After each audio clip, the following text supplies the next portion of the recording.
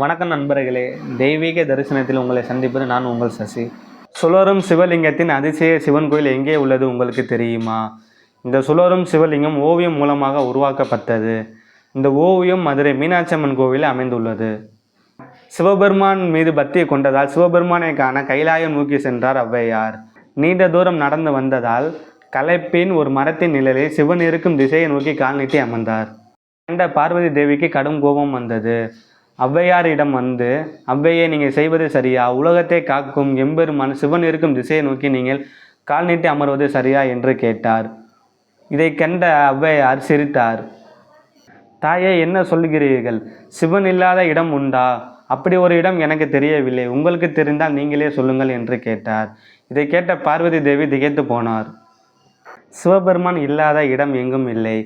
அவர் எங்கும் நிலைத்திருக்கிறார். அவர் எண்ணிலும் இருப்பார், எழுத்திலும் இருப்பார், கண்ணிலும் இருப்பார், காற்றிலும் இருப்பார், தூணிலும் இருப்பார், துரும்பிலும் இருப்பார்.